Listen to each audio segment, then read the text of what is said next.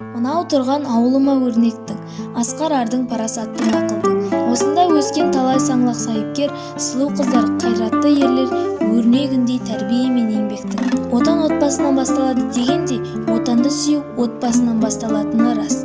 Жеке адамның ар-ұятын, адамгершілік қасиетін оятып, тұлға қылып тәрбиелейтін тәрбие ошағы отбасы. Біздің отбасы, біздің әулет үлкен, өніп өскен отбасы деп айтуға болады. Менің 6-шы бабам Саза батыр, оңтүстік аймаққа аты белгілі батыр, әрі сөзі дуалы, адуынды тұлға болған. Біздің отбасы байқауға шебер отбасы номинациясымен қатысуда. Атам Бегалы ағаш темір ұстасы. Атам бала кезінен еңбекпен өскен, үнемі айтып отыратын.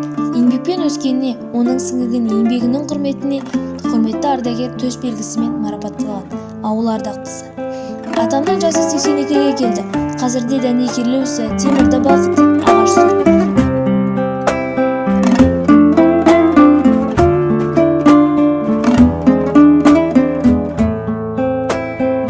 Әжем болған 82 жаста. Әжем тігін тігу, тоқыма тоқудың шебері. 10 баланы дүниеге әкелген батыр ана. Әжемнің қолөнермен көрпе құрақ құрап, көрпе қабумен өмірі біте қайнасқан. 10 баладан тараған 36 немересіне үй мен жай болуды ойлаумен ақ маңдай терін төгіп келеді. Отбасы шағын мемлекет. Сол мемлекеттің тірегі Асқар Тау әкеміз. Әкем аса су қоймасының үйлестірушісі болып жұмыс атқарады. Көктемнен күзге дейін әкемнің жұмысы түзде. Таңның атысы, күннің батысы, егістік алқаптарында жұмыста болады. Жұмыспен қатар үйде мал шаруашылығымен де айналысады. Кейде жылқы да баптайды. Отбасымыздың ұйытқысы, қамқоршысы анам. Анам Сабира мектепте ағылшын тілінен дәріс береді. Анам әрқашан бізге ақылын айтып отырады, кеңес береді. Түн ұйқысын 4 бөліп, туын желбіреген ұлын, жүзін күн қаққан қызым деп барын салған анадан асқан жан бар ма? Ананың қолын көп нәрсе келеді. Бау-бақшаны өсіру, түрлі ерекшеліктерден қолдана отырып тәттілер пісіру. Және ең негізгісі киім пішіп, киім тігу.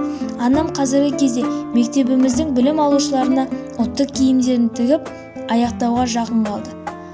Біз 5 ағайынды бауырмыз.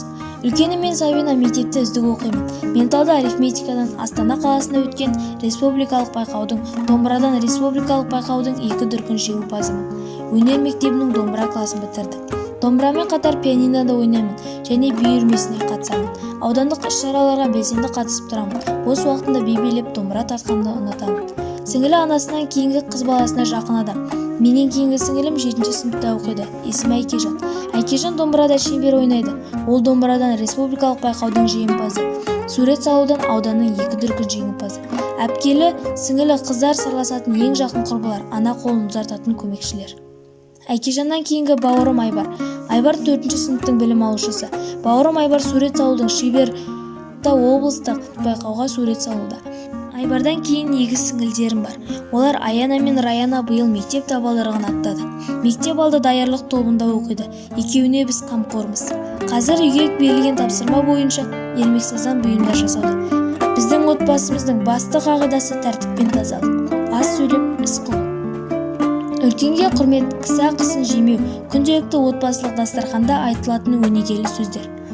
Қарты бар үй қазына деген осы екен ғой деген ойға келемін.